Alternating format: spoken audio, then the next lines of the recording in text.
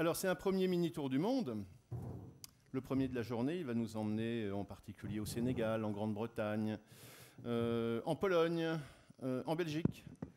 Premier tour du monde et premier défi, comment rendre le bio plus accessible à tous. Accessible en fait sous deux angles, le prix notamment, et puis la disponibilité et la facilité de s'approvisionner.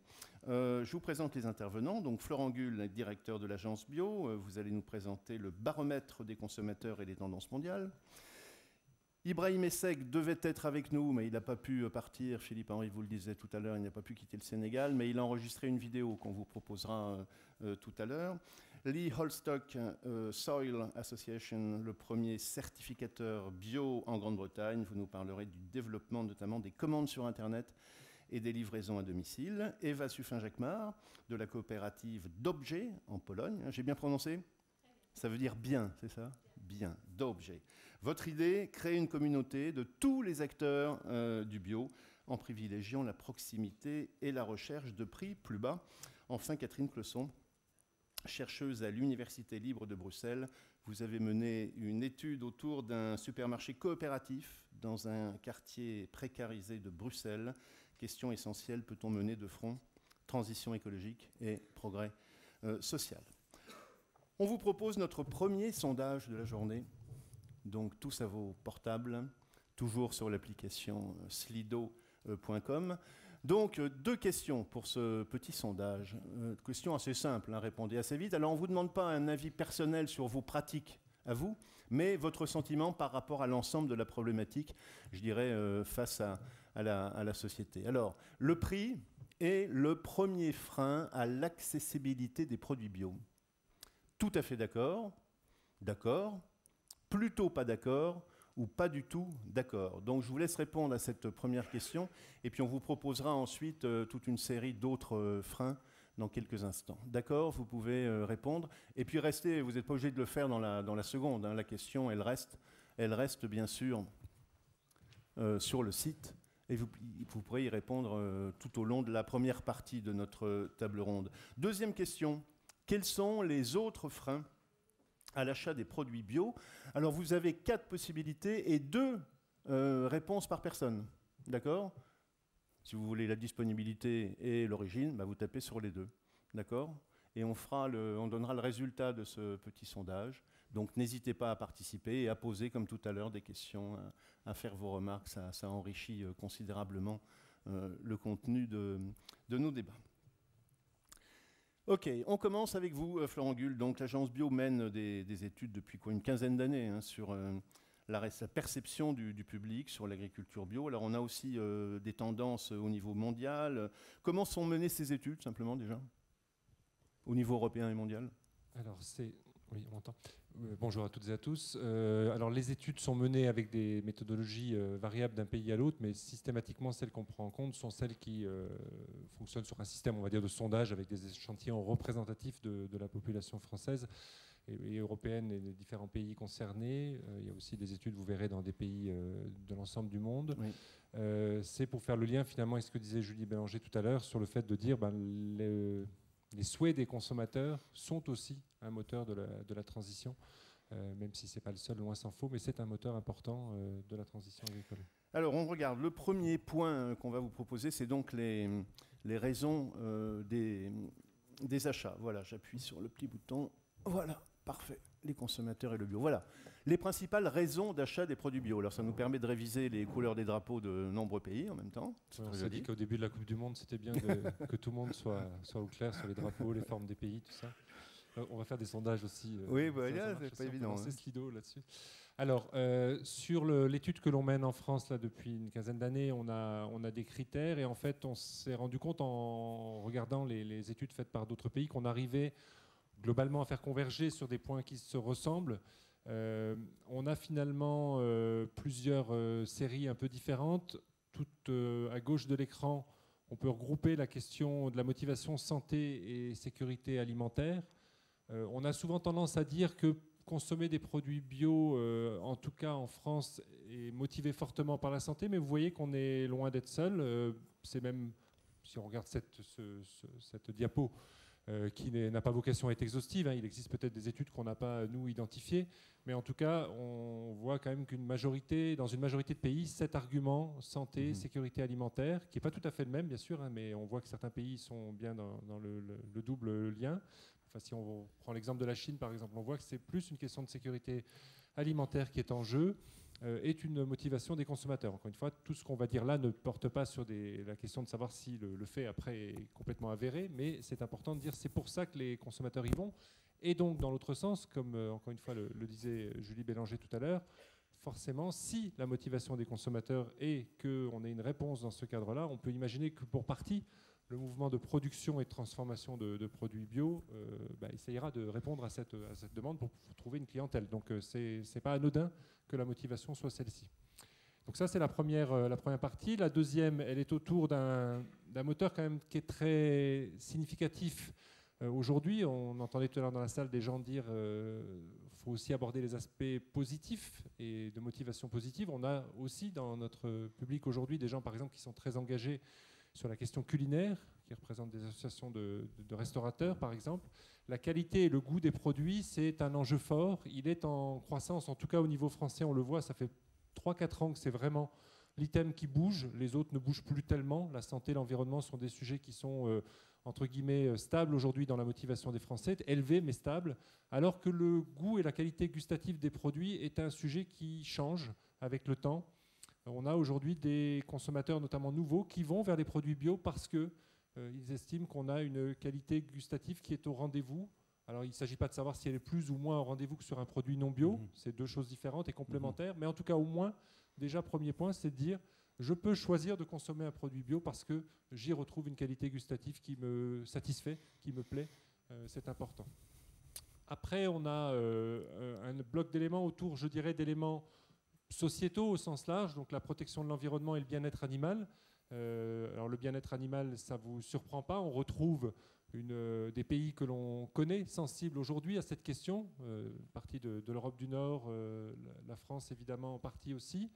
Ce que l'on entend beaucoup dans des études scientifiques, c'est que c'est un sujet qui a priori va monter encore en préoccupation auprès de nos concitoyens et que probablement des pays qui aujourd'hui sont moins sensibles à cette question-là devrait progressivement y rentrer également davantage. Donc là aussi, ça met en obligation, en responsabilité les producteurs et les transformateurs, parce que cette question du bien-être animal, bien entendu, elle n'est pas simple, et on le sait bien.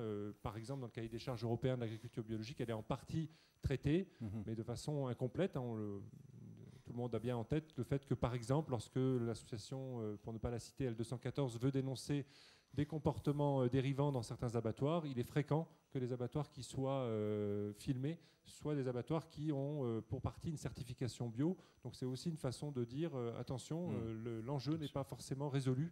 Mais je crois que c'est vrai sur tout ce qu'on aborde dans ce séminaire et dans le monde bio en général, c'est de dire on n'est pas là pour... sinon on ne se réunirait pas, pour dire qu'on a tout réglé, loin s'en faut. Mais en tout cas, c'est une préoccupation et c'est une motivation, c'est bien comme ça qu'il faut voir cette diapo, pour consommer des produits bio. C'est ça qui est essentiel. Enfin, après, deux autres éléments que je qualifie plus d'annexes, d'abord parce que vous voyez qu'il n'y a pas tant de pays que ça qui sont concernés, mais quand même, c'est important. La question des additifs, là aussi, c'est un sujet qui est en train de monter en puissance. On entend la question des produits transformés, l'ultra-transformation des produits aujourd'hui, les additifs en général. Les questions de sucre, de sel, toutes ces questions de santé, qui sont peut-être pas si éloignées que ça, je les ai par construction de la diapo parce qu'il y a beaucoup de choses à mettre mis à l'autre bout, mais on est peut-être complètement là aussi corrélé avec le point santé, sont en train aussi de prendre une importance capitale. Là non plus, les choses ne sont pas forcément simples, c'est pas évident de travailler des produits bio en traitant complètement cette question de réduction des additifs. Et puis il y a beaucoup de choses qui circulent, déjà des choses avérées, des choses qui ne le sont pas forcément, c'est compliqué. La question de l'origine régionale, vous voyez, qui pour l'instant est surtout citée par les consommateurs autrichiens et allemands. Mais là aussi, on a tenu à la mettre parce que c'est visiblement quelque chose qui va prendre de l'ampleur dans le temps. La question du local est primordiale. Certains ont voulu, veulent parfois opposer la question locale et la question bio. Moi, je crois qu'elle est beaucoup plus complémentaire que ça. On le voit aujourd'hui. Un certain nombre de consommateurs, on l'a notamment vu sur une précédente enquête qu'on avait faite sur la restauration hors domicile, sur la restauration collective en particulier, de se rendre compte que finalement, c'était des moteurs qui s'alimentaient l'un l'autre. on souhaitait consommer davantage bio et on allait d'abord regarder au niveau local, quitte éventuellement à accompagner des agriculteurs qui n'étaient pas encore en bio à passer dans une démarche bio grâce à au marché, notamment de la restauration collective. Donc c'est vraiment un sujet, encore une fois, qu'il faut voir comme étant finalement s'alimentant l'un l'autre, si je puis dire, entre le régional et la question bio.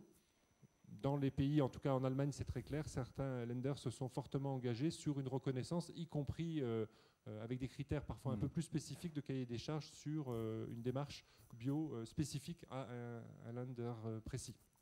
Voilà, la part de marché des produits bio, on regarde. Alors là, c'est plus un constat un peu rapide, mais c'est intéressant de voir que, puisqu'on parlait, notamment Philippe Henry en introduction, revenait sur les dynamiques chiffrées qu'on peut avoir dans les différents pays d'Europe aujourd'hui, pour opposer les choses, voilà où on en est aujourd'hui. Il y a des pays, vous le voyez, là aussi, une partie de l'Europe du Nord, on retrouve également la Suisse hors Union européenne, qui sont dans des niveaux aujourd'hui de marché des produits bio, sachant qu'encore une fois, les chiffres qu'on utilise souvent datent un petit peu, puisqu'il faut qu'ils soient stabilisés au niveau européen. Donc c'est clairement plutôt des chiffres 2017 de marché qu'on a utilisés, où on est à plus de 8% quand même de l'alimentaire des consommateurs de ces pays-là qui est en produits bio, au sens, encore une fois, où ça a été dit plusieurs fois dans le débat tout à l'heure, bien entendu, ce que l'on traite là, ce n'est pas les produits qui pourraient s'assimiler à une démarche agroécologique déjà vertueuse, c'est bien des produits qui sont certifiés, qui rentrent officiellement dans un marché, qui sont quantifiables. C'est aussi l'avantage de ce cadrage finalement réglementaire. Un regard sur la distribution. La distribution, ça c'est important aussi de le signaler, puisqu'on a tendance, et ça a été le cas en France lorsque on fait le constat depuis 2 ans en tout cas que les parts de marché dans la grande distribution croissent. On a sorti des chiffres le 4 juin dernier à l'agence Bio montrant qu'en France, on était, on va dire, à moitié-moitié à peu près, 49% de parts de marché aujourd'hui des produits bio vendus en France via la grande distribution. Ben, vous voyez que finalement, c'est loin d'être une exception. Et on le voit dans beaucoup d'études consommateurs, là aussi, celles qu'on a faites en février dernier en France, qui nous disent finalement une des voies d'entrée importantes dans la consommation de produits bio, c'est le système installé de la grande distribution, parce que là, on a une réponse immédiate. C'est le thème de la table ronde sur l'accessibilité est reprise ici. Donc, vous voyez, beaucoup de pays pour lesquels c'est le principal en termes de part de marché. Ça ne veut pas dire que c'est ce qui séduit le plus le consommateur en qualité, éventuellement. Ça, c'est le débat qu'on aura tout à l'heure. Mais en tout cas, en quantité, c'est clairement ça. Les principaux freins, vous avez regardé également, ça correspond évidemment aux questions posées dans le sondage. Tout à fait, on a bouclé les deux, bien entendu. C'est intéressant parce qu'on a souvent, bien sûr, tous en tête la question du prix. Je rappelle en France, quand on demande aux consommateurs, 84% des Français nous disent c'est le prix, le principal frein au fait que je ne consomme pas autant de bio que ce que je souhaiterais, entre guillemets. Pour autant, on a quand même identifié 3 autres items, si je les prends dans l'ordre en tournant dans le sens des aiguilles d'une montre. La difficulté pour trouver des produits bio, ça je n'insiste pas, certains de mes collègues à la table ronde seront très pertinents sur ces questions-là. La mauvaise connaissance du cahier des charges, ça, je crois que c'est vraiment un sujet, on va y revenir juste après dans la diapo suivante, donc je ne développe pas non plus. Par contre, la question de la confiance, ça c'est un vrai sujet, on le voit en ce moment en France et c'est prégnant dans beaucoup de pays d'Europe. Le système, comme me disaient certains collègues hors du secteur bio, disant ça y est, vous êtes sorti de la niche, vous êtes dans les radars, vous êtes identifié, donc vous êtes aussi victime, si je puis dire, de discours qui peuvent être contradictoires, d'une part. Et puis c'est aussi complété, je crois, par les démarches qu'on a évoquées tout à l'heure, démarches qui sont vertueuses, qui ne sont pas forcément identifiées au niveau bio, et qui crée une sorte de confusion aussi. Aujourd'hui, on a beaucoup de consommateurs qui nous disent on a du mal à s'y retrouver. Il y a beaucoup d'autres engagements qui ressemblent à du bio et finalement, tout ça crée un peu de brouillard. Potentiellement, c'est aussi là qu'on situe cette confiance limitée parfois des consommateurs.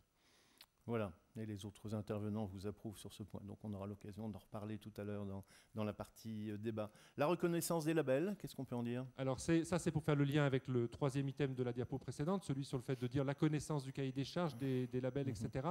En France, on a vu en février dernier que par exemple la jeune génération, les 18-24 ans qui rentrent massivement dans la consommation de produits bio, ils rentrent justement en connaissant très bien les labels et les cahiers des charges. Ce qui est intéressant, c'est de dire que ce n'est pas une consommation, en tout cas pour la majorité d'entre eux, un peu artificielle, un peu mode. Ça s'appuie sur des vraies connaissances. Et on voit que, par exemple, avec le Danemark complètement à droite de la diapo, avec une connaissance du logo à 98%. En France, le logo AB qui est connu par 97% de nos concitoyens. On peut difficilement faire mieux. Un score un peu dictatorial qui inspire le respect. Le logo européen, c'est intéressant, un label qui a une dizaine d'années d'existence aujourd'hui. Et vous voyez, avec un niveau de connaissance qui est très très variable d'un pays de l'Union à l'autre. On dit souvent à la Commission européenne, regardez comme on est bien en France, on promeut le logo. Plus sérieusement, c'est vrai que c'est important que ça progresse. Les jeunes de 18-24 ans aujourd'hui en France, à 70% connaissent le logo européen. Donc c'est quelque chose qui permet, ça ne veut pas forcément dire d'ailleurs que c'est une notoriété uniquement positive, mais c'est en tout cas des éléments de connaissance. Je crois qu'on a tous intérêt à donner ces éléments. Ça rejoint encore une fois la discussion tout à l'heure sur, puisqu'il y a une certification, un cahier des charges, il faut communiquer sur ces éléments factuels.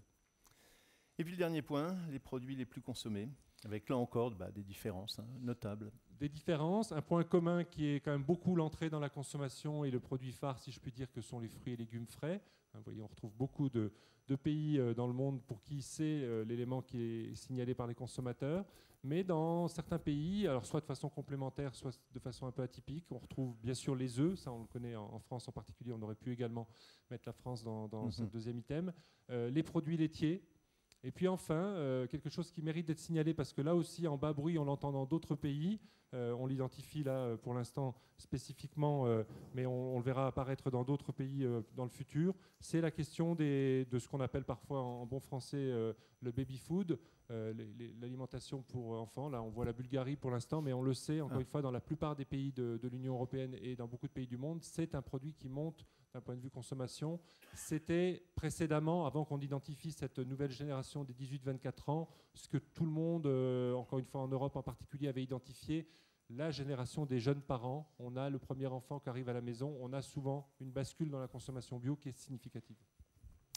Merci Florent, on reviendra sur tous ces points tout à l'heure dans la partie débat. Alors donc, petit détour par le Sénégal. On ne peut pas donc accueillir Ibrahima Seck, mais il a eu le temps d'enregistrer un petit message vidéo. Ça dure 5 minutes et c'est passionnant parce que l'expérience qui est menée là-bas au Sénégal, c'est vraiment tenter d'atteindre la souveraineté alimentaire à travers la production bio.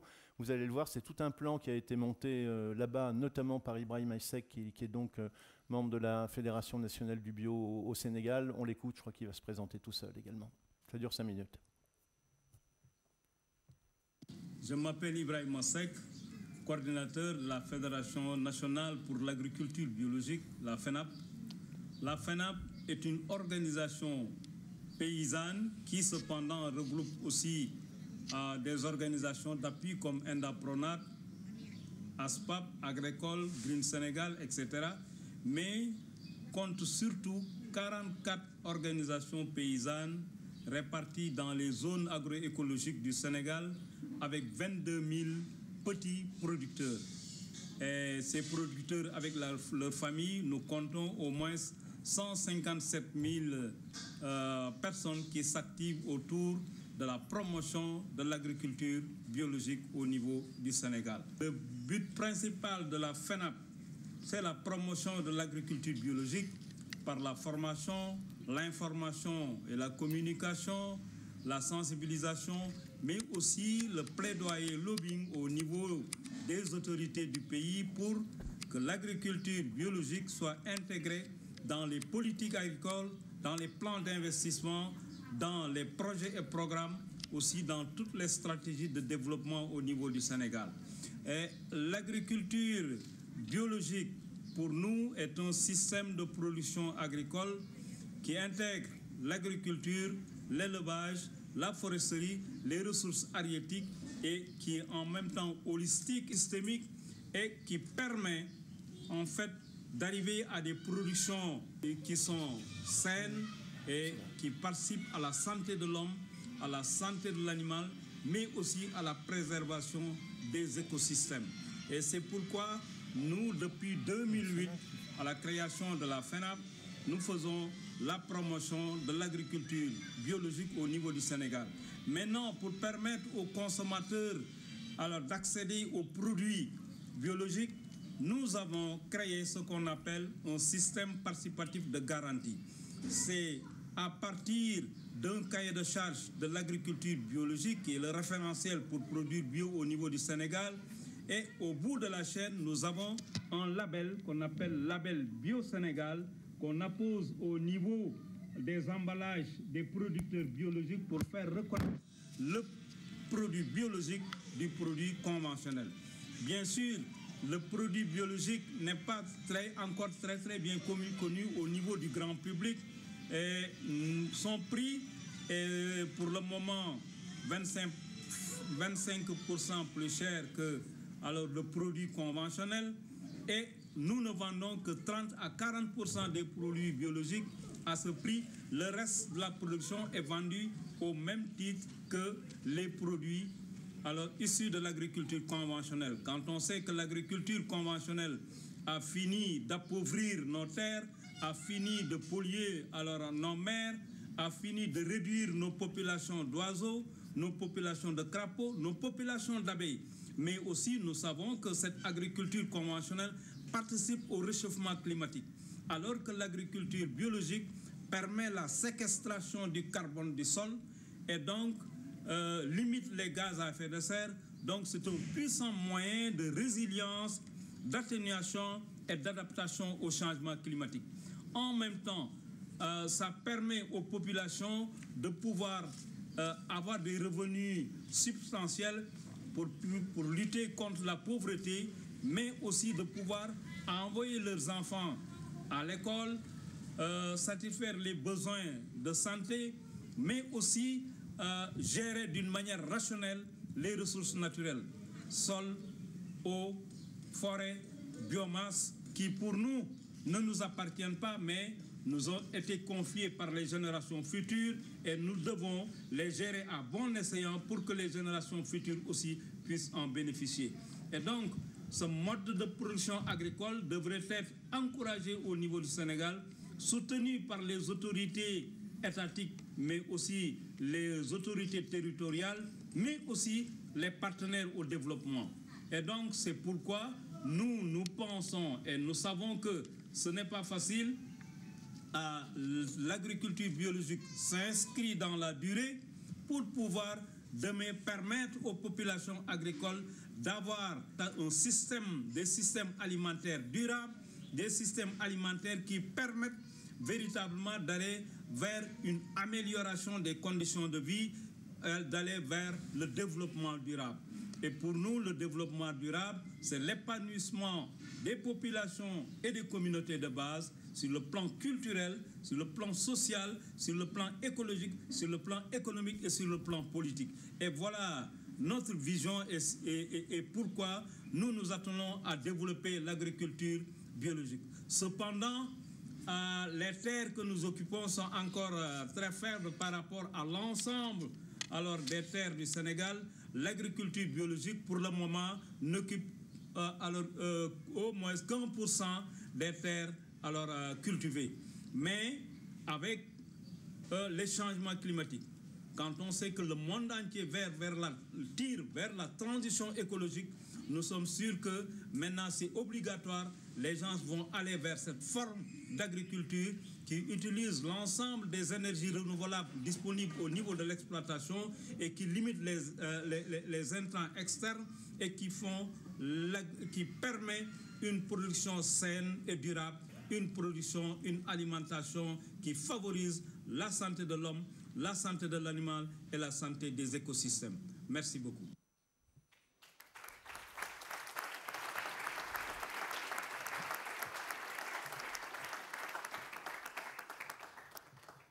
Voilà, je crois que c'est un bon résumé de tout ce qui fait l'agriculture bio finalement aujourd'hui. Maintenant, tout n'est pas rose au Sénégal non plus. Si Ibrahima Seck avait été là, il nous aurait dit qu'il n'y avait pas de subvention, par exemple, pour le bio. Toutes les aides à l'agriculture là-bas vont au conventionnel. Et puis on parlera du climat tout à l'heure, parce qu'ils sont extrêmement menacés par l'évolution, notamment le stress hydrique. Alors, on va partir en Grande-Bretagne. On parle avec vous, Lee Holstock, d'un autre aspect de l'accessibilité aux produits bio, c'est la disponibilité. C'est pas évident, l'exemple britannique est l'un des plus frappants et vous allez nous montrer quelles sont les réponses, notamment qui sont apportées grâce aux nouvelles technologies et grâce à la livraison à domicile. On vous écoute.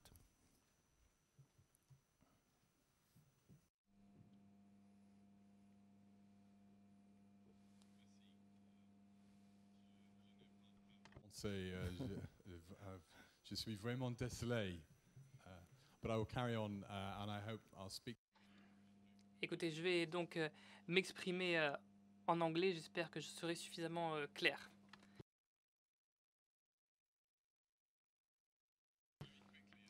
Bon, alors très rapidement, quelques éléments de contexte sur la Soil Association. Nous sommes une organisation très ancienne qui a démarré en 1946, à la fin de la Seconde Guerre mondiale, qui a marqué l'Europe. Il y avait beaucoup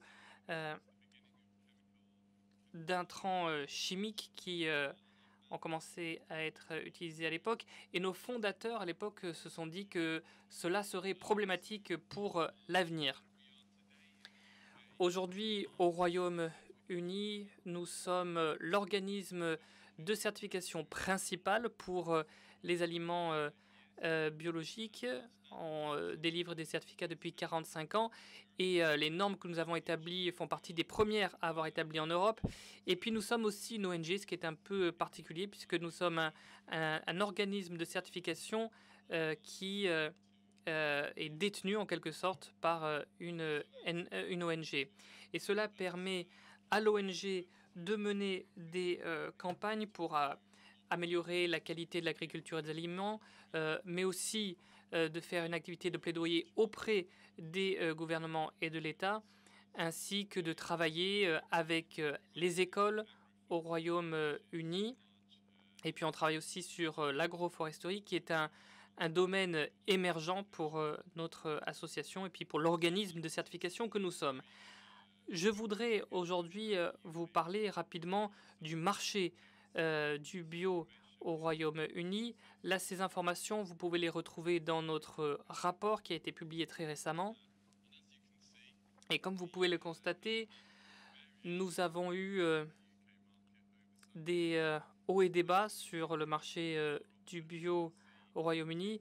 Vous constaterez qu'en 2008, les choses ont changé et de manière très négative. Alors ça n'a pas forcément été le cas dans d'autres pays européens. C'est évidemment l'année de la crise économique et notre association a constaté une chute de la vente de produits biologiques. C'est en grande partie attribuable au fait que l'on dépend vraiment des revendeurs au Royaume-Uni et 80% de la production était vendue par 5-6 supermarchés seulement. Les produits bio étaient considérés comme un produit premium.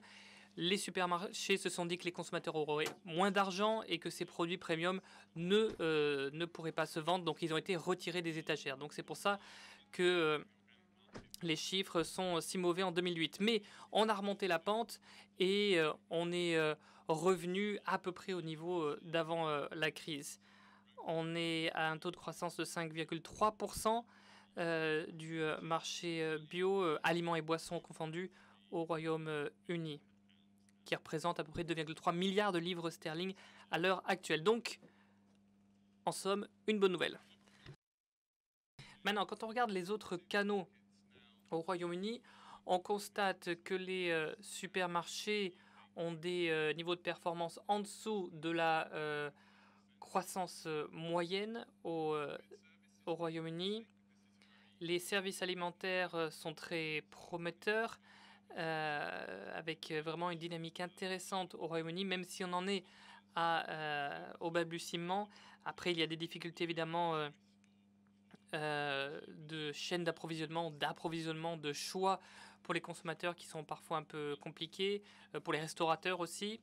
Ensuite, pour les vendeurs indépendants, là, on voit aussi qu'il y a beaucoup de choses positives. La croissance ralentit un peu à 6,2%, mais ils ont grandement profité de la chute de l'offre dans les supermarchés. Donc ce que les supermarchés ont perdu, les petits revendeurs indépendants y ont gagné. Et puis ensuite, il y a aussi tous les services en ligne. Là, c'est un domaine qui est vraiment très important pour le marché bio au Royaume-Uni, avec une croissance de 14% pour l'an passé. Les consommateurs britanniques sont en train de découvrir qu'il y a des produits bio disponibles en ligne, et je vous en dirai un petit peu plus tout à l'heure. Maintenant, si on regarde rapidement la ventilation pour ces différents canaux de distribution, on voit que les supermarchés sont en train de perdre leur part de marché avec un déclin de 1,2% ou 2%.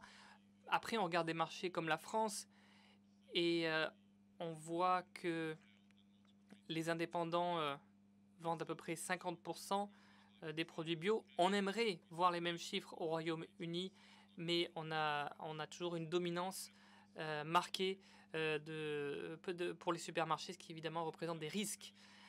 Les revendeurs indépendants gardent leur part aux alentours de 16%. Et puis les services alimentaires, vous voyez que c'est encore assez petit au Royaume-Uni, mais c'est le taux de croissance qui est assez impressionnant et qui convient de garder à l'esprit ici. Ce qu'il faut bien voir pour le marché du Royaume-Uni, c'est que ce n'est pas tiré par l'agriculture. Il y a beaucoup de pays qui sont surpris d'ailleurs de voir que la croissance, elle vient des services en ligne.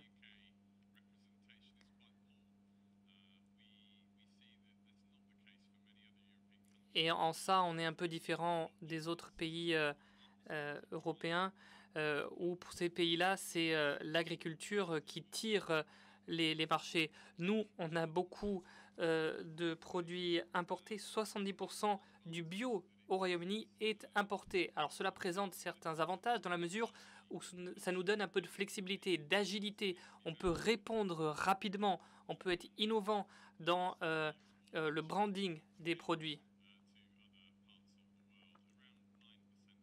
Nous, on exporte à peu près 9% de notre production bio. Le reste est consommé au Royaume-Uni. Alors, la livraison à domicile. Là, je voulais en parler rapidement parce que au Royaume-Uni, ça représente plus de 300 millions de livres. On considère que c'est un domaine où il peut y avoir beaucoup de croissance dans les années à venir pour le bio. Comme je l'ai dit tout à l'heure, la crise économique a été très bonne pour la vente en ligne puisqu'il n'y avait plus rien dans les supermarchés et les consommateurs se sont tournés vers ces services de livraison en ligne. Au Royaume-Uni,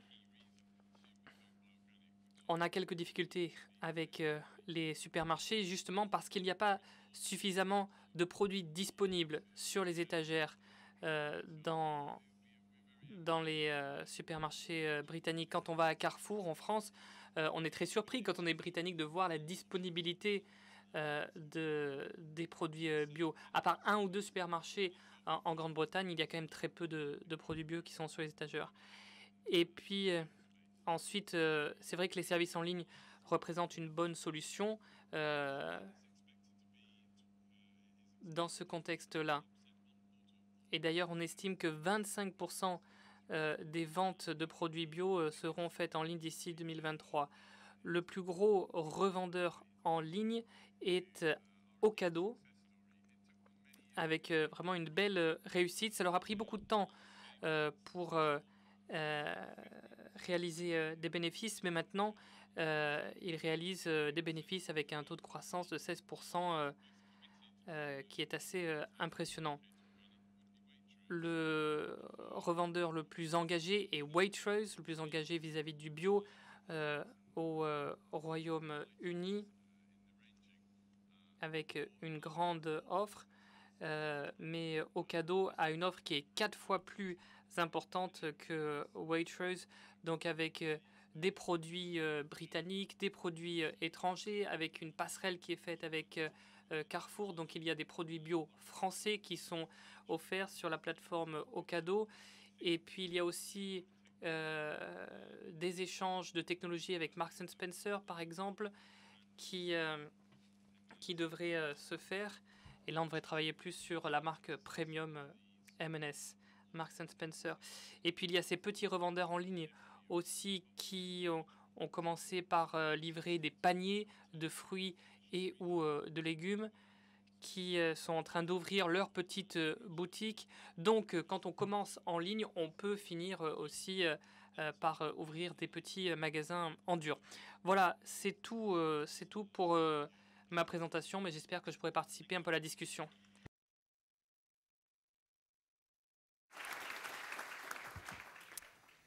Eva Suffin Jacquemart, coopérative d'objets, donc en Pologne.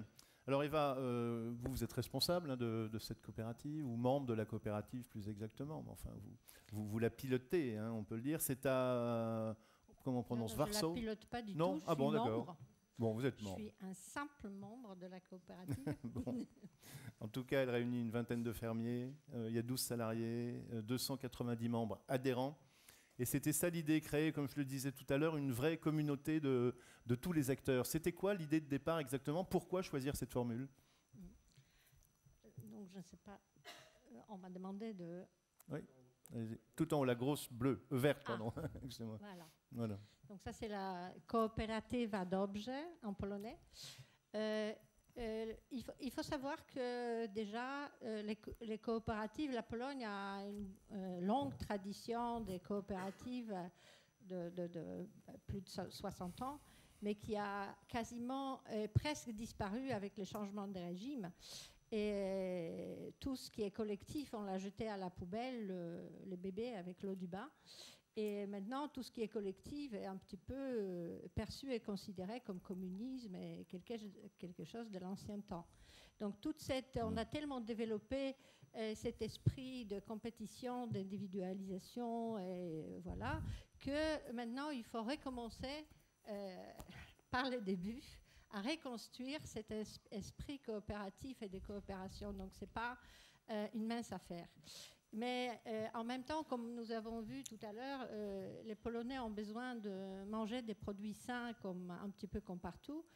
Et bien sûr, les gens cherchent sur le marché des produits de bonne qualité de plus en plus, d'autant plus que les produits bio, c'est un produit élitiste et cher, donc peu accessible et extrêmement cher. Il faut savoir que la Pologne a 26 000 aujourd'hui à 22 000 producteurs bio certifiés, donc c'est un nombre important, mais on estime qu'au moins la moitié de ces gens ne produisent rien. Ils perçoivent juste des subventions de la PAC, qui sont donc c'est des investisseurs des villes qui achètent de la terre, qui la certifient et qui en fait qui sont pas producteurs du tout. Donc les vrais producteurs contrairement à tous les produits de l'Europe occidentale, où la production et la consommation bio augmentent, chez nous, elles baissent. Depuis 2014, tous les ans, on a 6% de moins de la superficie agricole cultivée en bio et en nombre de producteurs idem. Donc, c'est quelque chose qui se réduit. Et les raisons sont assez évidentes, c'est-à-dire on n'a rien fait depuis 30 ans à promouvoir les produits bio comme des produits de qualité, en fait. Donc, c'est un peu complexe et je pourrais répondre à plus de questions dans la session questions-réponses pour vous dire quelques éléments clés de cet état de fait. Mais en tout cas, telle est la réalité. Donc, les gens créent toutes sortes de structures et initiatives pour quand même obtenir un produit de qualité avec un produit un petit peu moins cher que ce qu'on peut trouver sur le marché. Et il faut savoir que vu que le produit il est assez élitiste et cher, donc il n'est pas disponible partout. Les produits les produits bio, maintenant bien sûr Carrefour est devenu le premier distributeur en bio, donc il y a de plus en plus de produits. Ils ont même créé une coalition avec des producteurs de produits bio. Pas fermiers, mais les producteurs, ceux qui les mettent en produit final. Mais les produits bio sur les marchés, par exemple, vous n'en avez pas. On a pourtant plein de marchés comme en France, on a un petit peu partout des marchés, mais vous ne trouvez pas de produits bio et certifiés bio sur ces marchés-là. On considère que le public local n'achète pas ce type de produit vu qu'ils n'ont pas de conscience de ce que c'est un produit bio, pourquoi il est de meilleure qualité. Rien n'a été fait en fait pour promouvoir le besoin des produits bio parce que la Pologne a été envahie encore avant 2004, avant l'accession dans l'Union européenne, par des super grosses mondiales entreprises que nous connaissons tous, de agrobusiness, et en fait qui ont acheté toutes les centrales d'achat, qui payent et financent en grande partie les écoles professionnelles. Donc il n'y a pas d'enseignement bio pour les producteurs bio. Donc tout ça fait que, en fait, politiquement, il n'y avait jamais eu une volonté politique de développer, de faire cette transformation, transition vers agroécologie et de développer des produits bio et le marché bio en Pologne. Donc, du coup, les gens se mettent un petit peu en groupe informel, et c'était le cas de la coopérative d'objets. Au départ, c'était un petit groupe de gens qui ont commencé à s'organiser avec les agriculteurs de la région pour chercher où est-ce qu'il y a des agriculteurs bio et trouver des endroits, des restaurants, des lieux où on pourrait organiser une fois par semaine la vente de ces produits à un groupe de gens informellement liés dans une petite communauté. Et ce n'est pas du tout moi qui étais initiatrice, c'est Nina Bank, que vous allez voir sur les photos tout à l'heure, qui est au milieu, là, cette brune au milieu, qui était vraiment la personne clé de cette coopérative d'objets, et qui a regroupé autour d'elle des personnes, et on commençait comme ça. Donc là, vous voyez, c'est dans un Feminoteca, c'est une grande association féministe qui a laissé ses locaux un petit peu à la coopérative pour que les gens puissent s'organiser et les vendre. Mais très vite, au bout d'un an, en fait, les gens ont vu que c'était pas possible, parce que un des gros problèmes pourquoi, par exemple, on n'a pas pu développer les AMAP en Pologne, j'ai fait vraiment un énorme effort avec un groupe de gens pour développer des AMAP en Pologne, et ça n'a pas pris. Je ne comprenais pas pourquoi ça ne prenait pas. Pourtant, les besoins étaient là, les consommateurs étaient là, et on n'arrivait pas à former ce type de structure. Et j'ai compris beaucoup plus tard, c'est parce que les agriculteurs polonais, vu qu'ils étaient formés, même les agriculteurs bio, ils étaient formatés à se spécialiser très fortement. Donc c'était des producteurs très spécialisés. On ne pouvait pas trouver des maraîchers qui pouvaient vendre 20 sortes de légumes et des fruits, avoir un producteur ou deux producteurs. Donc il fallait avoir beaucoup de producteurs, parce qu'il y a chacun qui vendait 2-3 produits. Et donc pour pouvoir s'approvisionner, il fallait beaucoup de producteurs. Donc du coup, au bout d'un an, il y avait une idée qui a émergé d'ouvrir un magasin, parce qu'il n'y avait pas d'autre solution. Donc on a commencé à travailler sur un premier magasin. Donc avec beaucoup de recherches, il faut savoir que Varsovie, comme toutes les capitales européennes, les loyers sont extrêmement chers. Donc avec la ville, ce n'était pas simple du tout, parce que on a la ville gérée par un parti libéral, donc qui veut vraiment faire de l'argent avec ses locaux. Donc c'était vraiment une longue négociation pour obtenir un prix préférentiel, un local dans un centre-ville. On a fait des travaux nous-mêmes, on a fait un crowdfunding pour récupérer l'argent, et on a ouvert un premier petit magasin. Et voilà, donc là, vous voyez encore Nina Bank avec quelques personnes. Qu'est-ce que ça signifie, la traduisez, parce qu'on est assez peu à parler polonais couramment. Dziękujemy, ça veut dire merci, tout d'accord. simplement. On vous remercie. C'était un crowdfunding pour le deuxième magasin. Donc on a fait en 2015 un crowdfunding pour l'ouverture d'un deuxième magasin. On remercie les gens pour ce crowdfunding. On est en phase du premier magasin. Donc vous voyez l'enseigne lumineuse d'objets déjà, donc ça c'est déjà une nouveauté. Et ça c'est le deuxième magasin. Donc les deux sont dans le centre-ville. On a plus d'une centaine en fait de producteurs. Qui nous approvisionnent. Donc, pour avoir tous ces produits, une grande gamme de produits. Au milieu, vous voyez une personne âgée, parce que dans ce magasin-là, on a introduit une carte des seniors pour des personnes de plus de 65 ans, pour qu'ils puissent bénéficier de 20% de réduction sur les légumes, fruits et un certain nombre de produits laitiers. Et quel bilan vous faites de toute cette progression? Alors, est-ce que vous dites, tiens, on est en train de réussir quelque chose? Aujourd'hui, si vous voulez, donc vous voyez, il faut savoir, c'est ce qui est important à dire, c'est que dès le départ, la communauté qui s'est formée autour de cette coopérative, on a fait un premier questionnaire des motivations des gens en 2015, et en fait, à la première place n'était pas du tout accès facile aux produits de bonne qualité alimentaire. C'était à la deuxième place. Et à la première place, c'était changement de système. Donc, c'était vraiment les gens qui étaient motivés par apporter, initier un changement systémique. Donc, du coup, la coopérative a beaucoup d'objectifs autres que de faciliter l'accès aux produits à un prix abordable, aux produits de bonne qualité. Alimentaire et sociétal, en fait, c'est bien ça. Voilà, donc démarche, il y a toute une démarche et les gens sont, en fait, tous les mois, tous les premiers mardis du mois, il y a une réunion ouverte pour des gens qui voudraient devenir coopérants où on leur explique les pourquoi, les comment de la coopérative et quels sont nos objectifs pour que les gens qui adhèrent soient conscients que nos objectifs ne sont pas uniquement de fournir l'alimentation bio. D'autant plus qu'elle n'est pas uniquement bio chez nous, parce que justement, on a, pour des raisons d'organisation, en fait, comment ça s'est fait, dans notre intérêt, en fait, il y est qu'un agriculteur nous fournisse le maximum de variétés de produits.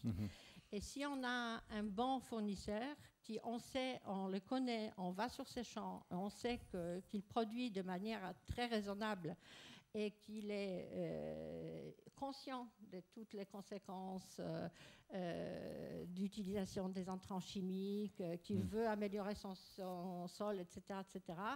Et il veut nous produire beaucoup de produits différents, mais il ne veut pas se certifier pour des différentes raisons. On prend ces produits quand même. Ici, vous voyez, devant le magasin, on organise, ça c'est une rencontre avec un producteur, donc avec un fermier, qui explique aux gens, tout simplement, on fait de l'éducation, on fait beaucoup de l'éducation, on participe à des conférences, on a organisé des rencontres annuelles des coopératives et on a co-organisé le premier forum de souveraineté alimentaire l'année dernière et il y aura un deuxième en janvier de l'année prochaine. Donc ça, c'est différentes activités que vous voyez ici. Il y avait par exemple, donc, il y a un bal des légumes, donc il y a les sacs qu'on produit nous-mêmes, bien sûr, sur les sacs de la coopérative. Il y a des visites chez les agriculteurs pour les aider et connaître leur alimentation. Il y a des conférences. Il y a Nina Bonk qui donne une interview à la télé et on participe à des stands, à des foires, etc., pour promouvoir notre activité. Donc ça, c'est l'avant-dernier conseil d'administration, donc un petit peu toute l'équipe. Et on est dans une démarche, au bout de quelques années, là, on a commencé une nouvelle démarche de réflexion stratégique, comment on veut évoluer, parce que vu qu'aujourd'hui, nous avons 399 coopérants, donc 400 coopérants, donc c'est devenu une coopérative importante et on ne sait pas, est-ce qu'on veut avoir d'autres magasins, est-ce qu'on veut avoir un grand, est-ce qu'on veut aller dans d'autres villes, est-ce qu'on veut avoir un incubateur pour d'autres coopératives, etc., etc. Et comme partout, on a ces contradictions à gérer, accessibilité, donc le produit bas et la qualité. Est-ce qu'on veut faire que du bio ou pas du bio? Voilà, donc tout ça, c'est une démarche stratégique qu'on vient tout juste de démarrer et qui va durer à peu près 1 an pour savoir le futur de la coopérative d'objets. Ok, merci beaucoup Eva, merci beaucoup.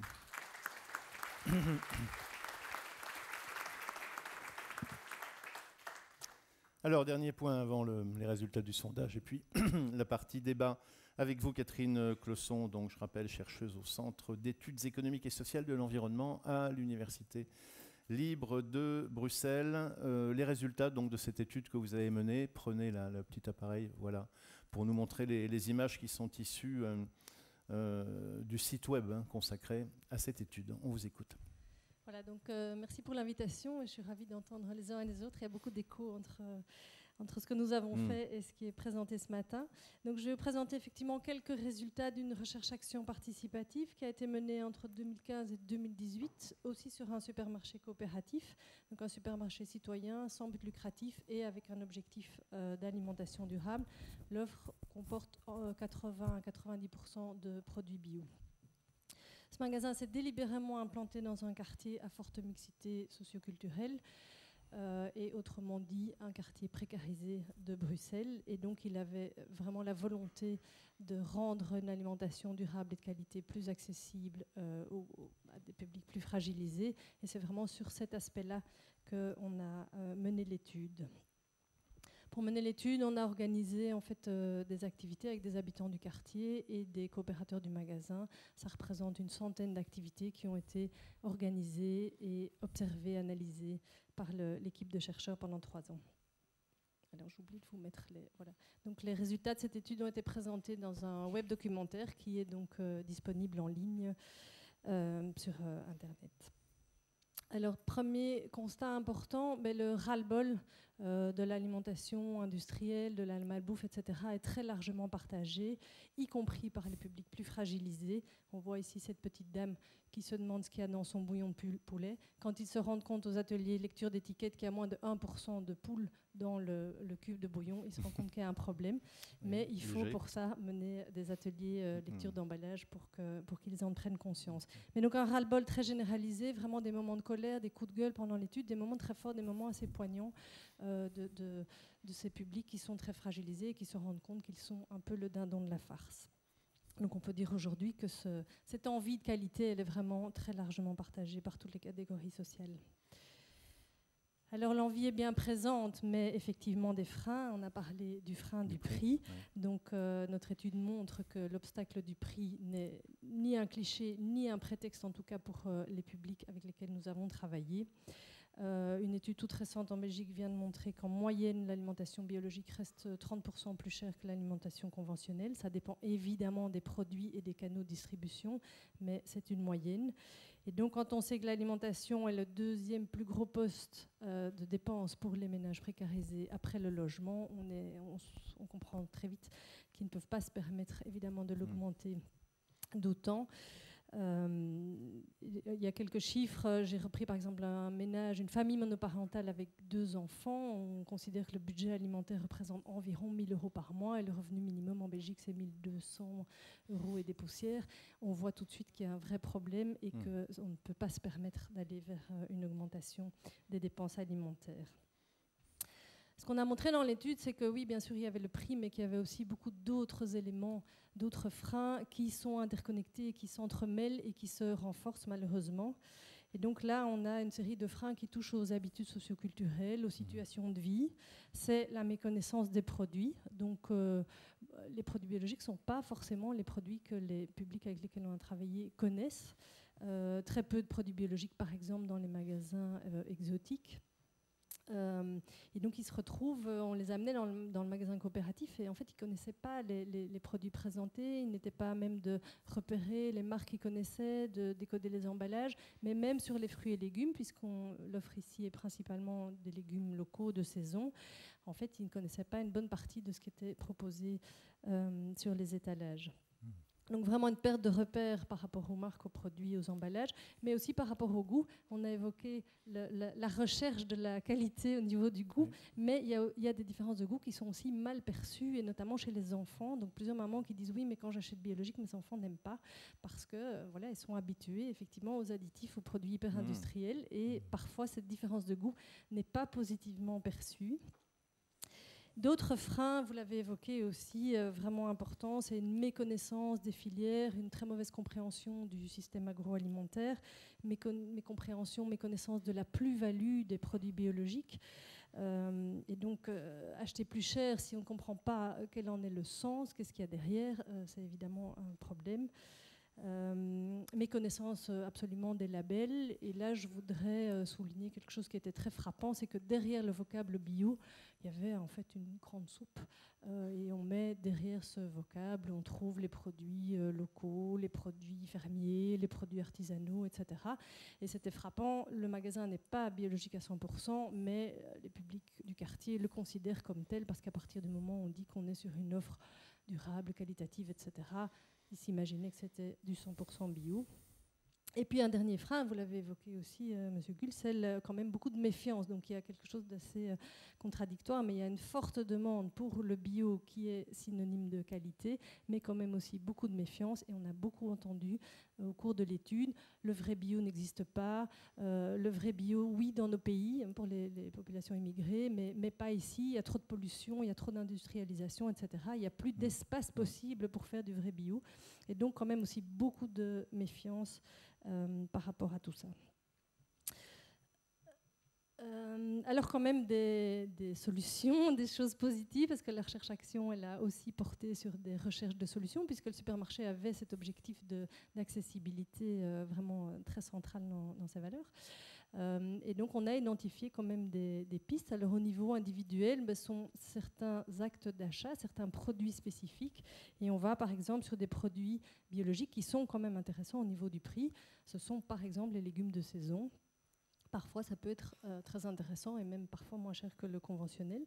Ce sont des produits pour lesquels il y a une forte plus-value. Alors, on prend souvent l'exemple de la pomme. Les mamans aiment acheter des pommes biologiques parce qu'effectivement, elles se rendent compte là quand même qu'il y a une forte plus-value puisqu'on sait que la pomme est très pulvérisée, et aussi parce que ça évite de l'éplucher, et donc il y a moins de pertes. Donc on est quand même potentiellement gagnant. Et puis enfin, des produits dont le poids est assez faible dans le budget alimentaire, et c'est l'exemple des œufs, vous l'avez cité aussi. Mais les œufs, ils combinent un peu tout, c'est une forte plus-value, et puis en même temps, ça ne coûte pas cher dans le panier alimentaire, même si on en consomme beaucoup. Voilà, ça reste, on a travaillé avec un groupe vraiment cette question, et ça reste un produit accessible, même s'il est un tout petit peu plus cher. Le vrac aussi, vous le voyez sur le dessin, c'était vraiment un des rayons du magasin qui avait beaucoup de succès, parce que ce contact direct avec le produit, parce qu'on peut choisir la quantité dont on a exactement besoin, donc économiquement c'est intéressant, et parce que les prix sont quand même souvent intéressants sur le vrac. Alors donc là, on est sur des pistes individuelles, mais aussi des pistes collectives. Et dans ce que j'ai cité avant, vous l'avez compris, en fait, ça nécessite des changements d'habitude, ça nécessite de cuisiner maison, ça nécessite de découvrir les produits locaux. Donc dans les publics avec lesquels on a travaillé, il y avait évidemment une très forte proportion de personnes immigrées qui ne connaissent pas ces produits. Et donc, il y a toute la dimension collective aussi qui est extrêmement importante, faire découvrir les produits, faire découvrir, ou mieux connaître justement les filières agroalimentaires, les labels, etc. Il y a tout un travail d'éducation permanente. Vous avez dit que vous faisiez beaucoup d'éducation. Ici aussi, on a fait beaucoup d'éducation. C'est extrêmement important. Et donc là, c'est porté par des associations, mais les magasins coopératifs, les groupements d'achat, les AMAP, etc. peuvent aussi remplir ce rôle. Donc participer à une initiative collective, ça permet effectivement de mieux comprendre ce qui se passe et le sens de tout ça. Et vous voyez ici par exemple un poster qu'on a réalisé qui compare justement les différentes filières de production sur les œufs. On a fait vraiment plusieurs ateliers, une visite de ferme, etc. Avec un groupe, et ça aboutit à ce travail de vraiment montrer pourquoi un œuf biologique c'est plus cher qu'un œuf de batterie. Et puis je terminerai par là, c'est que des solutions, des pistes de solutions en tout cas individuelles et collectives, mais aussi vraiment une responsabilité publique et politique. Et donc nous, on a un message quand même assez fort en disant l'hyper-responsabilité du citoyen ne suffit pas, et elle est particulièrement, j'ai même envie de dire, déplacée avec des publics qui sont déjà très fragilisés, très précarisés. On ne peut pas leur faire porter cette responsabilité-là. Et donc, il faut vraiment un investissement aussi, un engagement très fort du politique vers la lutte contre les inégalités, plus de justice sociale, etc.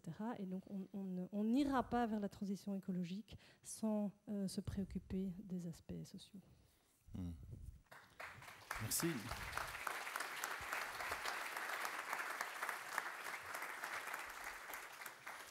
Merci beaucoup Catherine Closson, merci beaucoup. Juste avant le débat et vos questions, il y en a encore beaucoup. On va regarder les résultats du sondage, je pense que c'est prêt, on peut envoyer les résultats. Donc je vous rappelle la première question. Le prix est le premier frein à l'accessibilité des produits bio. Tout à fait d'accord, d'accord, plutôt pas d'accord, pas d'accord du tout. Qu'est-ce que ça donne en résultat? Voilà la version. Alors, tout à fait d'accord, 13%. D'accord, 60%. Plutôt pas d'accord, 22%. Pas du tout d'accord, 5%. Florent, peut-être un commentaire sur ce résultat. Donc d'accord, mais pas non plus tout à fait d'accord. Hein. C'est le d'accord 60%. Ça montre que la salle n'est peut-être pas tout à fait la population représentative de la population. J'ai bien dit que ce n'était pas un choix personnel, voilà. Hein, c'était qu'on essayait de voir comment la société réagissait. Hein. Je crois que c'est aussi au-delà de la boutade, certaines choses ont été dites à la tribune et ça sera dit dans la salle aussi, parce que beaucoup d'acteurs dans cette salle sont aussi engagés justement pour résoudre cette équation qui était très bien présentée à l'instant par Catherine. Donc c'est aussi parce que dans la salle, il y a des acteurs qui essayent effectivement de rendre ces produits bio plus accessibles. La deuxième question avec les autres freins, on vous a demandé d'en choisir 2 sur les 4 qui vous étaient proposés. Alors, la disponibilité, 54%, l'identification, 8%, l'origine, 49%. Et la défiance liée à un manque d'information, 70%. On avait possibilité de 2 choix, hein. C'est pour ça que le pourcentage dépasse le 100 évidemment. 70% de défiance liée à un manque d'information. Florent, c'est beaucoup, non? Oui, c'est vrai que c'est quelque chose d'assez récent, plusieurs l'ont évoqué aussi, qui revient. Il y a quelques années déjà, on avait ce sujet-là de dire finalement qu'est-ce qui est bio quand c'était mal connu. Et comme on l'a dit tout à l'heure, maintenant le paradoxe c'est que ça commence à être plus connu et à nouveau une forme de défiance revient. Alors défiance ou demande d'informations complémentaires, parce que je crois que c'est pas forcément si contradictoire. Ouais. Le sujet nous intéresse tellement qu'on veut en savoir plus. Et on n'a pas une réponse à toutes les questions qu'on se pose, d'abord parce que des fois les questions posées vont très loin, mais ça nous pousse à aller plus loin. Je pense qu'on en reparlera cet après-midi sur les questions réglementaires absolument. Aussi, mais la question de l'origine des produits, de la traçabilité, etc. Je prends un exemple. Aujourd'hui, dans un certain nombre de médias, je pense à la télé notamment, de grandes chaînes, qui nous sollicitent et sollicitent surtout les organismes certificateurs pour aller filmer des contrôles sur place. Il y a l'idée de dire on veut vraiment être sûr que ça se passe bien, qu'il y a un contrôle sur place, qu'il y a une rigueur dans ce contrôle, etc. On a presque l'impression qu'on est dans une société de la preuve et du doute avant tout, en disant mais non, c'est pas possible que vous alliez vérifier réellement, puis de toute façon en vérifiant, sans doute qu'on peut vous cacher plein de choses. On est dans une société où sur plein de sujets, on a l'impression qu'on nous raconte des choses qui sont fausses, et donc on n'est pas épargné évidemment sur un système qui se veut plus vertueux. Il est tout autant, voire même plus, interrogé encore que d'autres en disant bah oui, puisque vous prétendez des choses, il va falloir le démontrer. Alors, tour de table sur cette question. Eva, est-ce qu'en Pologne, on manifeste une défiance également et pourquoi finalement? Oui, en Pologne, on manifeste une défiance envers tout, donc c'est un petit peu manque de confiance généralisée.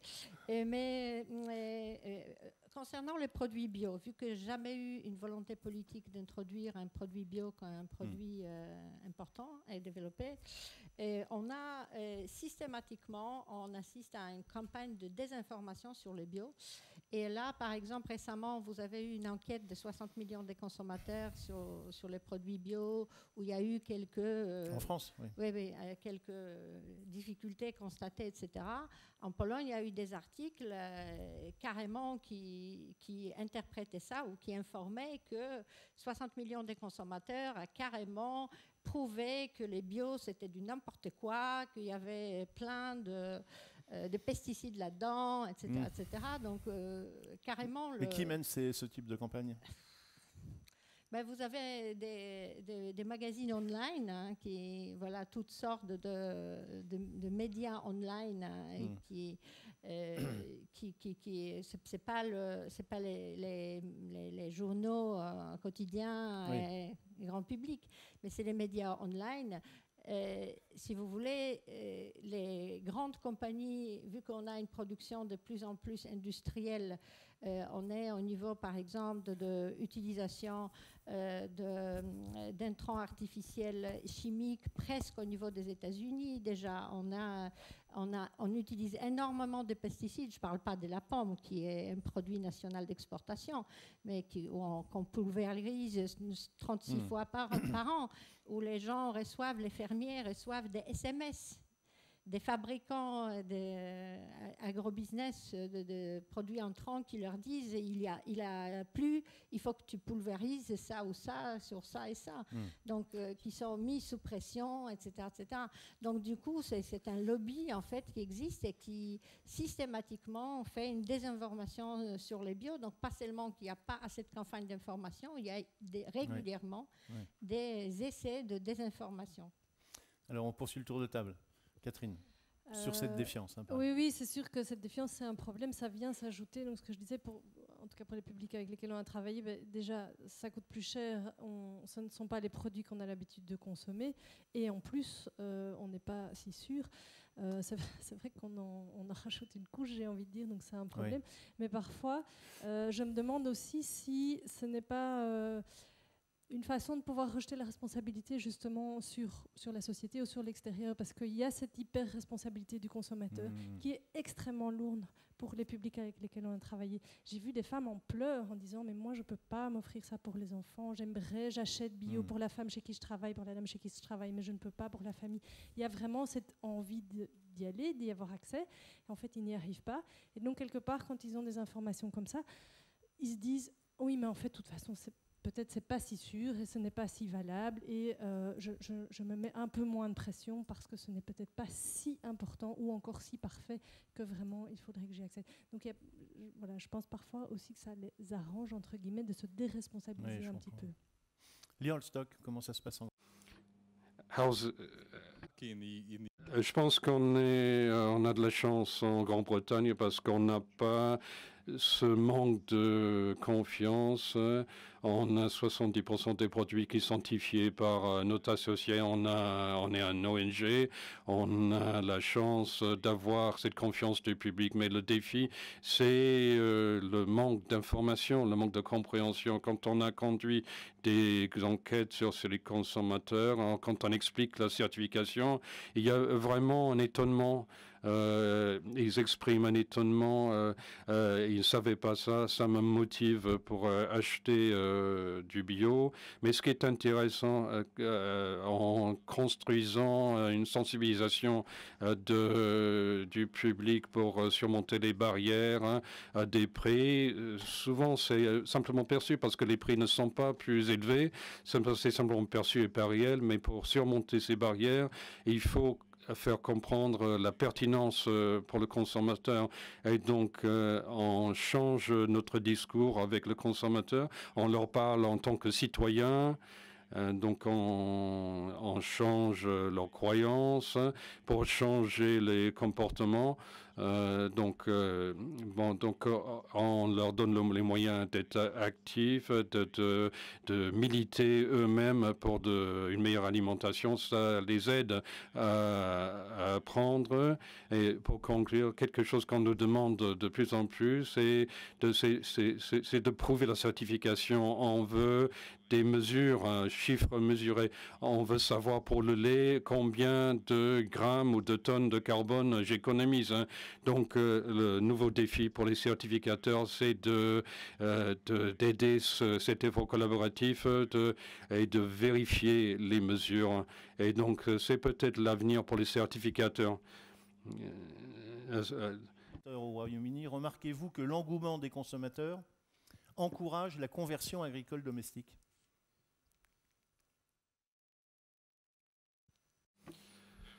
Non, donc l'engouement du gouvernement encourage la conversion. Donc nous, on voit un rétrécissement de la superficie bio.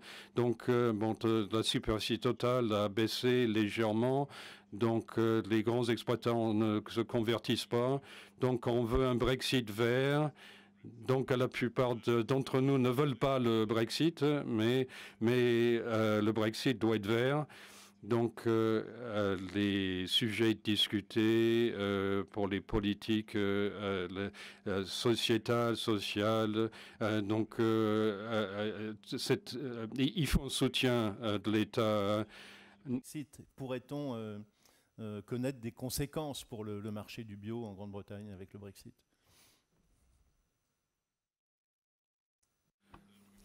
Donc, j'aimerais bien savoir quelles seraient les conséquences, hein. Donc, on est très inquiet. Vaguement, on a toujours dit à la Commission européenne qu'on va permettre l'importation de produits bio. On aurait dû être plus clair là-dessus, sur cette politique, hein. Notre gouvernement a dit qu'ils vont permettre les importations bio. Donc, le manque de reconnaissance en Europe, c'est inquiétant pour nous, surtout pour les PME. Donc, on pensait qu'on partait au mois de mars, le 29, on était prêt des lacunes d'accréditation. Donc, on allait annexer 2 associations pour combler cette lacune, mais toute lacune dans la certification serait critique pour les PME. Donc, on leur conseille d'envoyer des produits en Europe, dans des entrepôts en Europe, hein, mais beaucoup de PME n'ont pas la capacité pour faire cela. Donc, sans parler de la douane, l'union douanière, les tarifs douaniers, ou la traçabilité, ou d'autres barrières réglementaires. Donc, c'est une vraie inquiétude.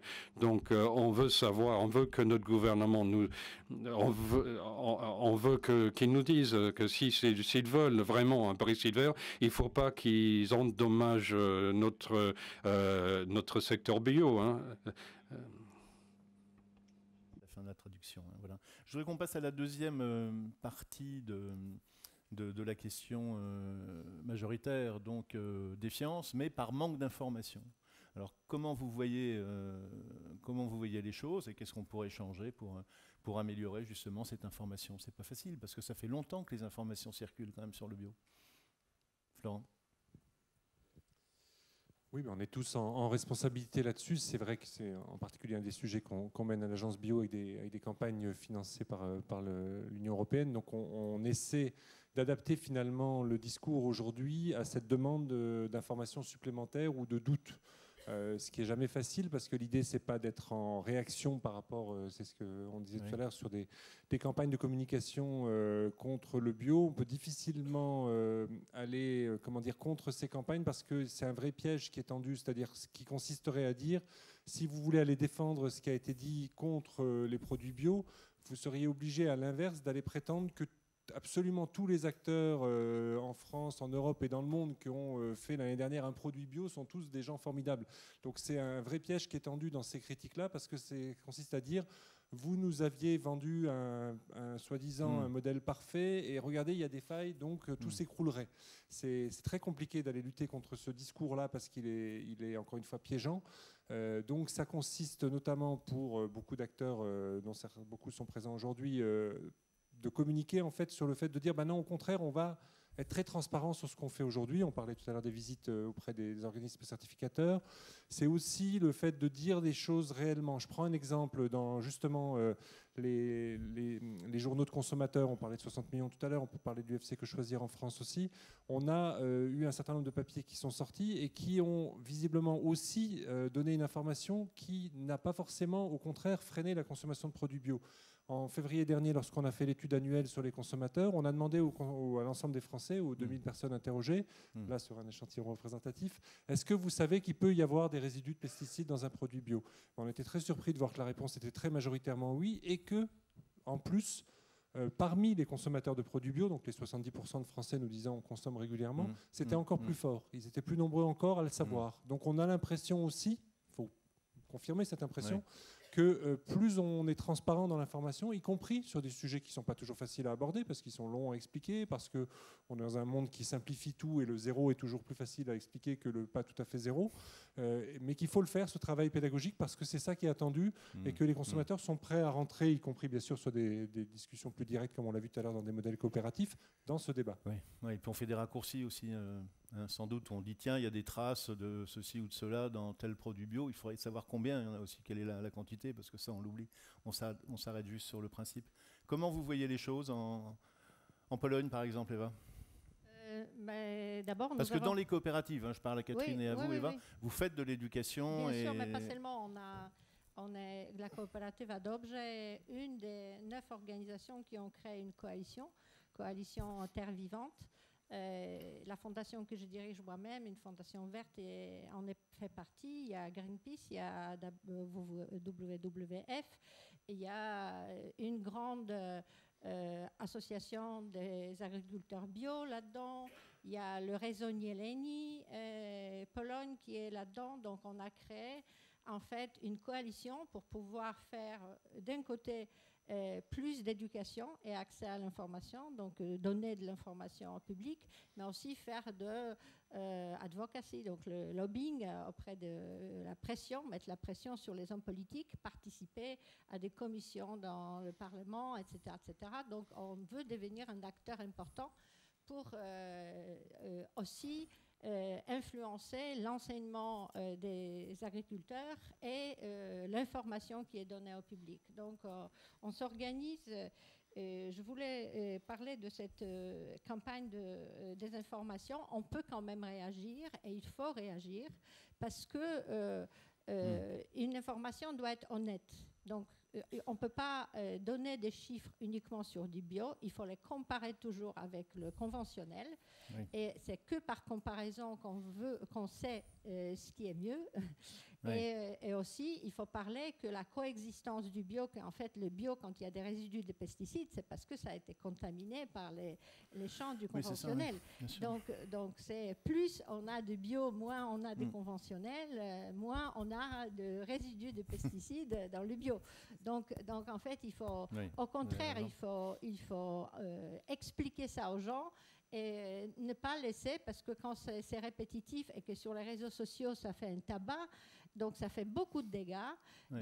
Donc du coup, on est obligé justement, la coalition, entre autres, on fait des réponses à ce type d'articles. Alors, oui. Catherine, vous voulez dire un mot sur la question? Oui, je rebondis parce que ça va tout à fait dans le même sens, mais c'est très très compliqué de parler uniquement du bio à tous ceux qui en fait ne comprennent pas du tout d'où viennent les produits alimentaires qu'ils consomment. Et donc moi je pense qu'il faut aller plus en amont encore et vraiment avoir une éducation beaucoup plus large sur l'ensemble du système agroalimentaire. Quand on voit à la fois, nous on travaille sur les publics fragilisés, mais même chez les enfants, j'ai eu un jour l'occasion de présenter un panier de légumes à une classe de secondaire dans l'enseignement technique et professionnel, mais ils connaissaient 2 légumes sur l'ensemble du panier. Ils étaient incapables de mettre des noms, de savoir comment ça pousse, etc. Donc je pense qu'il y a vraiment un travail beaucoup plus vaste, beaucoup plus général à faire. Oui, sur l'éducation à l'alimentation en général. Sur l'éducation à l'alimentation, et donc nous plaidons vraiment pour réintégrer beaucoup plus ces matières dans les programmes scolaires, mais aussi dans la formation des cuisiniers, de tous les acteurs en fait de la restauration et tous les acteurs qui touchent à l'alimentation.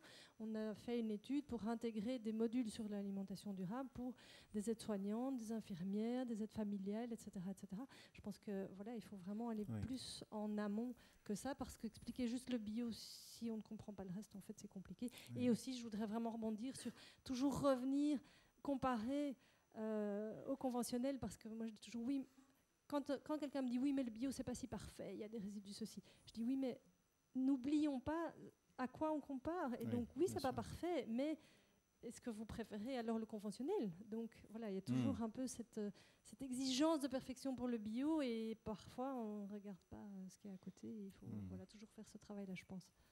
Redonner globalement une valeur à l'alimentation, c'est ce que défend le spécialiste de la question, Éric Birlouez, notamment, je vous le conseille.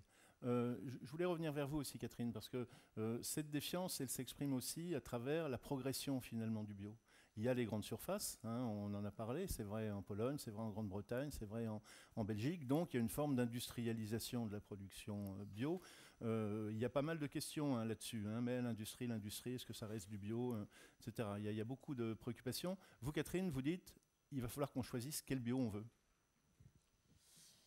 Il va falloir qu'on choisisse quel bio on veut, mais c'est une question compliquée parce que, de nouveau, avec des publics plus fragilisés, plus précarisés, etc., le bio plus industriel et le bio en grande surface, c'est une opportunité. Et une de mes collègues chercheuses disait toujours en rigolant, on n'a pas réussi à les faire devenir coopérateurs dans le supermarché sur lequel on a travaillé, mais par contre, ils achètent beaucoup plus de bio dans les magasins hard discount où ils ont l'habitude de fréquenter. Donc on a réussi à augmenter leur consommation de produits biologiques, mais on ne les a pas fait devenir coopérateurs.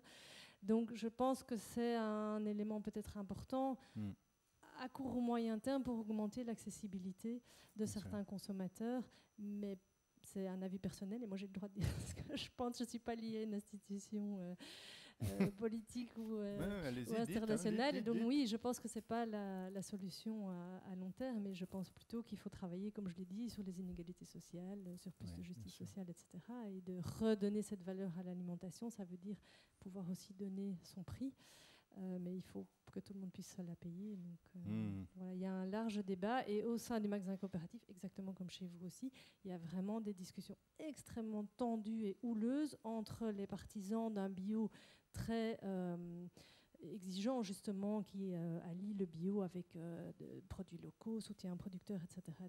et ceux qui sont plus sur augmenter l'accessibilité du magasin et donc introduire des produits moins parfaits, moins durables, voire même des produits non biologiques et plus conventionnels. Et donc c'est un débat constant. Florent Gull, là on est au cœur du débat. Hein. Pour le rendre plus accessible, produisons plus. Alors pour reprendre la même question, de quel bio on veut en France avec l'agence bio ?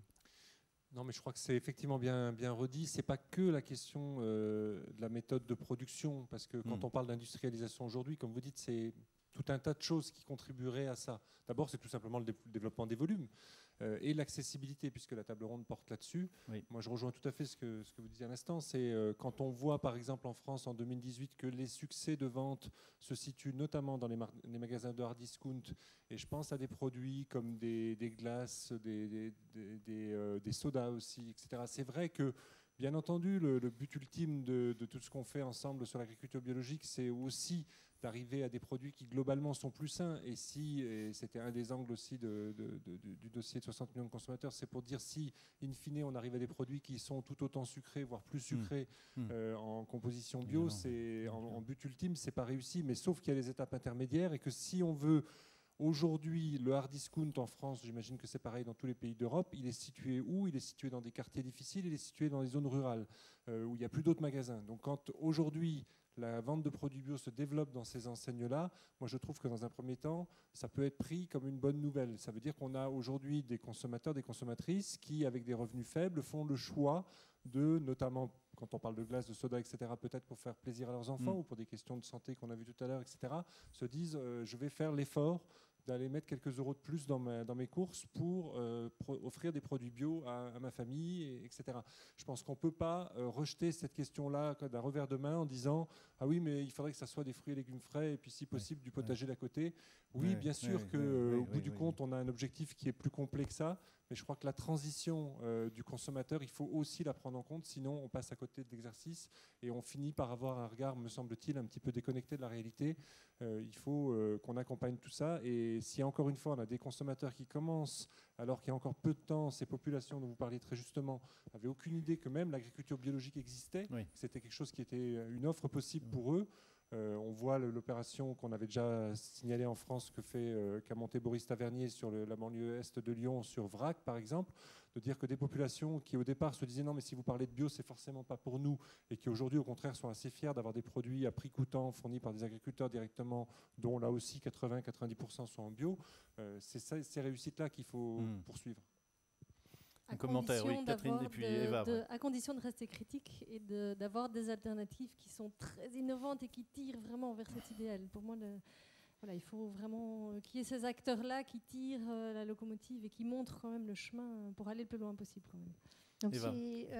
Donc, donc chez nous, la question est d'autant plus houleuse que nous avons fait une campagne d'éducation et d'information sous le titre « Pourquoi j'achète pas dans une grande surface ?» donc qui était justement montrer comment les grandes surfaces, en exigeant un produit unifié en grande quantité, etc., développent une agriculture industrielle, monoculture, avec beaucoup d'entrants, etc., etc., et plus tous les problèmes des paysans du Sud et de forêts tropicales qui disparaissent. Et voilà, donc toute cette approche systémique, globale, etc. Et maintenant, développer du bio, donc accessibilité du bio dans la grande surface, on le constate et on le sait. Donc si on savait que le magasin comme Carrefour il travaille avec les producteurs industriels pour qu'ils passent du conventionnel au bio, ça serait chouette. Mais si ce n'était pas en se développant au prix des petits producteurs qui disparaissent et qu'en fait, on fait supprimer les producteurs, les petits producteurs et on les transforme en grands producteurs industriels. Donc ça, il faut faire très attention et travailler là-dessus. Peut-être, nous, on va travailler avec Carrefour en Pologne. Ils ont créé une coalition. Ils voulaient même entrer dans la nôtre. On ne les a pas admis. Mais on va travailler avec eux pour voir de quelle manière ils développent ce bio. Et pour le montrer du doigt et un petit peu vérifier ce qu'ils font. Donc, il faut faire... le citoyen doit tout le temps vérifier de quelle manière ça se fait. Liolsok, sur la même question. I just wanted to Très rapidement, moi je voulais simplement me faire l'écho de ce qu'a dit Florent tout à l'heure sur l'importance de ce qui peut se passer lorsque les gros acteurs du marché du bio se mettent en branle. La semaine dernière, au Royaume-Uni, nous avons une réunion qui s'est tenue pour célébrer le mois du bio. C'était au mois de septembre. On est allé à Sainsbury's, c'est une grande chaîne de supermarchés, et on a été très surpris parce que 85% du personnel a participé à cette réunion pour apprendre comment on pouvait donner davantage de place aux produits biologiques dans les supermarchés, dans leurs supermarchés. Donc il y a des changements qu'on commence à observer. Et puis les produits bio qu'on vend le plus ou qui sont en plus forte croissance au Royaume-Uni, c'est surtout le vin. Donc bon, il y a des raisons. Avant tout, c'est grâce à Aldi, parce que Aldi est un acteur très important du commerce comme Lidl. Et ce sont des acteurs qui permettent d'offrir des produits bio à un prix abordable, des fruits, des légumes et aussi du vin. Et pour Aldi, par exemple, on voit qu'il y a eu des circuits courts qui ont été établis avec des producteurs, des petits producteurs. Et vraiment, en faisant bougeant les lignes, ils permettent d'agrandir le volume de bio disponible et ils démocratisent le bio, et je pense que c'est une bonne chose. S'il y a une question ou deux rapides, on pourrait les prendre. Non, ben voilà, on va faire une pause alors. Oui. Oui, alors Catherine, j'ai regardé, il y a d'autres questions ici. Ce qui me semble vraiment important aussi, et je me réjouis de cette journée notamment pour ça, c'est de vraiment mener la réflexion à la fois sur l'agriculture et les consommateurs. Et j'étais vraiment contente qu'il y ait cette table ronde dans la journée aujourd'hui, parce que j'ai l'impression que quand même trop souvent on se préoccupe des problèmes agricoles, agronomiques, de production, etc. Ou on se préoccupe de l'accessibilité des consommateurs. Et en fait, c'est encore relativement rare les espaces où on se met ensemble pour vraiment réfléchir l'ensemble de la chaîne. Et ça me paraît vraiment essentiel. Et donc je voulais vraiment encore vous remercier et vous dire que c'était en partie pour ça que j'ai accepté l'invitation, parce que je trouve que cette démarche est très intéressante et devrait être plus fréquente. Très bien. Alors...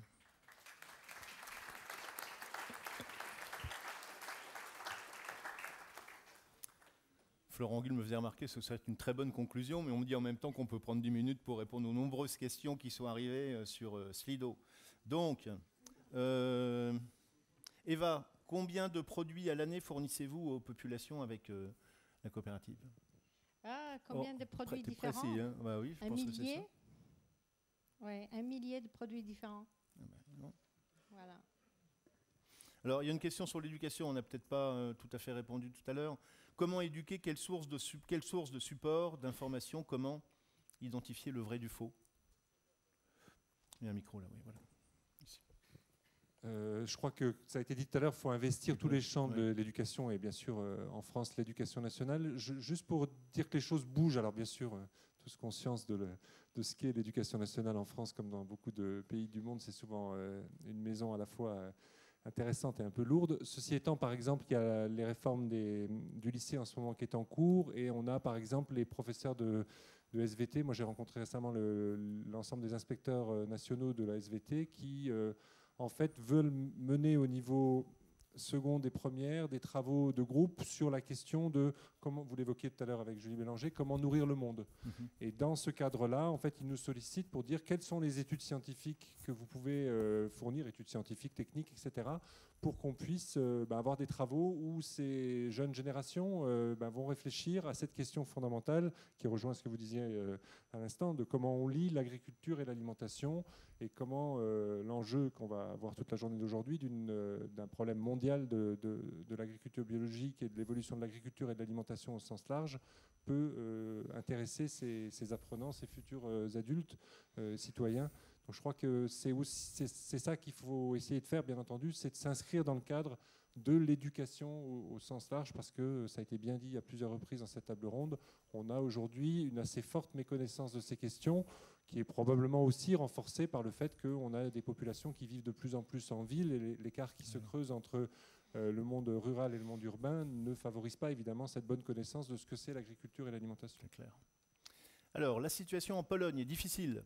Certes, Eva, mais la croissance du marché bio y est forte, plus 40% entre 2016 et 2017, selon le FIBL. Courage, Burkhardt. Merci. Et il y a une chose que je n'ai pas dit, parce que vous parliez beaucoup de l'accessibilité. Donc, comment on fait pour avoir des prix abordables par rapport aux prix ailleurs? Nous, tout simplement, on met notre travail là-dedans. Donc, chaque coopérant met 3 heures de son travail par mois. Donc, tout s'est fait par la volonté et l'effort collectif. On y participe et comme ça, on a des produits moins chers. Donc, c'est une des formes d'accessibilité. Et on a des gens qui ne sont pas du tout aisés. Il y a des gens de toutes les classes sociales dans la coopérative. Et c'est complètement démocratique. Donc, vous parliez de ce que j'étais présidente. On n'a pas de président. On est tous membres égaux. Il y a le board qui est élu, démocratiquement élu, mais toutes les décisions sont prises par des processus de discussion et de consensus et compromis trouvés collectivement. Donc ça, c'est une structure qui permet donc déjà de choisir ses produits, de prendre des décisions et d'avoir plus d'accessibilité par notre travail. Oui. Alors c'est la même chose à Bruxelles, sur le supermarché coopératif. Les coopérateurs prestent 2h45 toutes les 4 semaines et c'est un des leviers, une des pistes pour avoir des bons prix. Mais malgré tout, on a fait, pendant l'étude, on a fait un moment la comparaison sur un panier de 12 produits de base, tomates, lait, œufs, etc.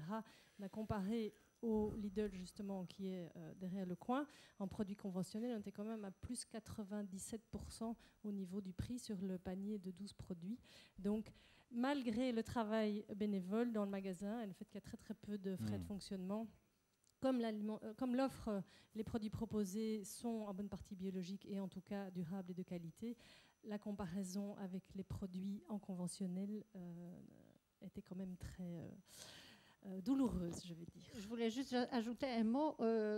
Quelqu'un disait qu'il y a une progression de la consommation, effectivement. Oui. Mais par exemple, le lait bio, il est importé de l'Allemagne, de Slovaquie et de Lituanie parce qu'il n'est pas produit en Pologne. Vous voyez, donc c'est ça. Les producteurs polonais qui existent, ils produisent surtout pour l'exportation et pas pour le marché intérieur. Et c'est effectivement Carrefour qui est un grand vendeur qui vend de plus en plus de bio. Donc c'est ces bio industriels qui priment et l'évolution de consommation se fait surtout là-dedans.